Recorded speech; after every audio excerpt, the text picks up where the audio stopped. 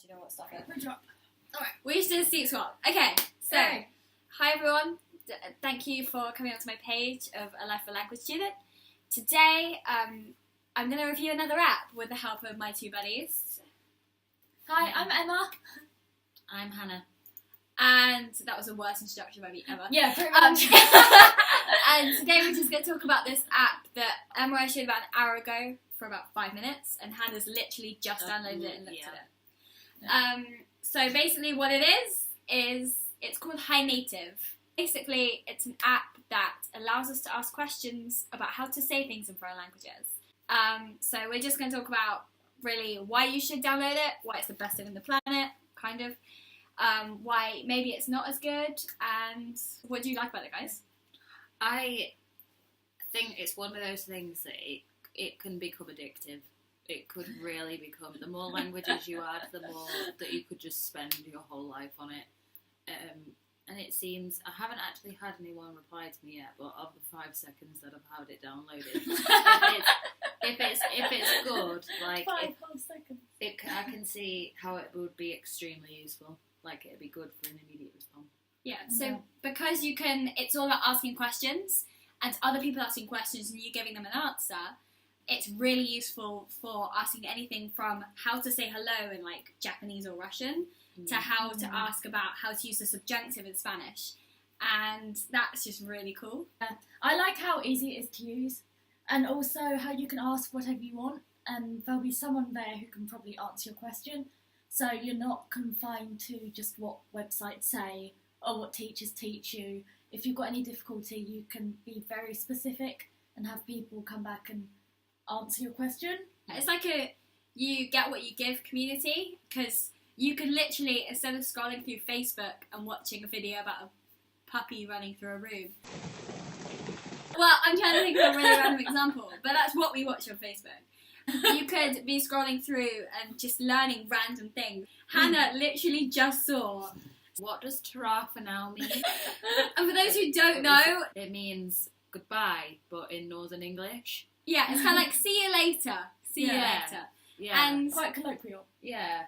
yeah, it's like you can learn the local language as well as the proper language. So you've got so many versions. So we have British English, American English, you have Latin American Spanish, and you just get to learn all the little things. It's orange. I think that's what you like. The actual working seems quite good because there's a tab system. So you can have all of your languages organised into one page. Like it's not just a feed of. Because there are so many people across the world who are all using this app, all asking different questions, and you find you just learn so much, and you always learn things when you aren't making an effort to learn it. Yeah. Unless you've asked a question and you're just reading other people's. Actually, you probably could learn more from reading, "Tara" for now than reading it from a textbook. And I guess I was gonna get really excited about somebody responding to me. That was another benefit actually. The fact these days with Hello Talk is you have to have a conversation with someone. So you can't instantly go, "Hi, tell me everything you know about the past tense." You can't expect someone to do that. And you have to make conversation, and sometimes that's so daunting to do it in a foreign language, right? We've all experienced it. Yeah. And actually, the fact that it's all questions, you brought this up earlier, the fact that it's questions, you don't actually have to talk to someone. You can just find out what you need to and be able to help each other without that necessity to have to be polite and talk in a foreign language and on top. It's kind of like in terms of stuff like building contacts with people whose like native language you're learning. If you want advice, you don't have to build contacts, they're all there. So you can just quickly ask someone and then they'll get back to you. It's just a lot quicker to access. It'll probably be better than Google Translate. So if there's a sentence you do not know, instead of hoping Google Translate will tell you, have a go at it by asking the question, and then you'll be given the real answer. And actually you'll learn from that because it's you making the effort, not Google Translate. Can I just say, never use Google Translator. Never use Google Translate. Rather unfortunate things, which we will not mention. The last benefit, and I think the most valuable, especially for language students, and this can actually be for anyone, people who don't even learn languages. But as we learn a Chinese and a European language, so I learned Spanish and Chinese, I find that I could look on the Chinese feed of loads of people asking about questions in Chinese, but it could be a Spaniard asking it, or it can be the other way around. I could be on the Spanish feed, and it'd be Chinese people asking things. So a Chinese person could say, what does this written characters mean in Spanish? And the Spaniard would reply, and then I've just learnt the word in Spanish and in Mandarin. Like the word for bucket, you know, they could just ask, and I suddenly learnt 2 in one go. And I haven't had to grab 2 different dictionaries, had to ask 2 different people, it's all just right there. And I think that is so cool. You can learn more than one language at once without even realising it. And you never know when, you know, I could learn it in Portuguese and may need it next week. You really don't know when you're going to need it. Yeah. So, yeah. And what about disadvantages, guys? The only thing that I could see is it could get annoying, depending on how many people actually end up replying to you. You might have to turn it off. The phone gets bombarded. Yeah, that's the only thing. What was that one that we downloaded for? Right. What's it called? Hello Talk. Hello Talk. Oh my god. That was ridiculous. New review about Hello Talk, everyone.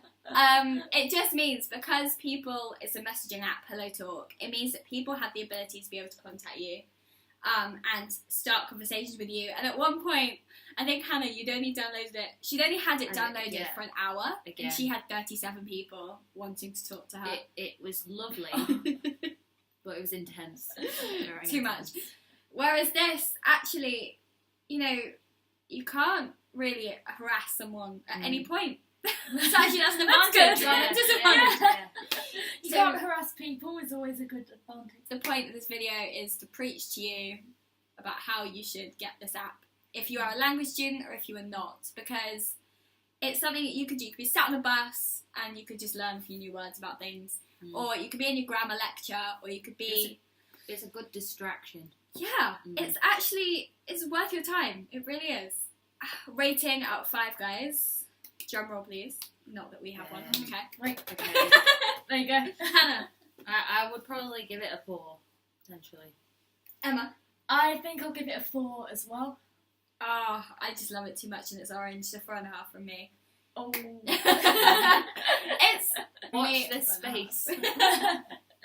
So, thank you for watching. We hope it was interesting. Thanks you guys for participating in this with me. And hopefully we'll be able to bring you some more ways of learning languages soon. If you have started, keep it up. If you haven't, go find a dictionary in the local library and start learning, because it's the best way to do it. Yeah. Just say, talk to me! Yeah. And you can once you learn a few phrases from this app, so seriously go do it. Okay. Bye guys. Bye! Bye.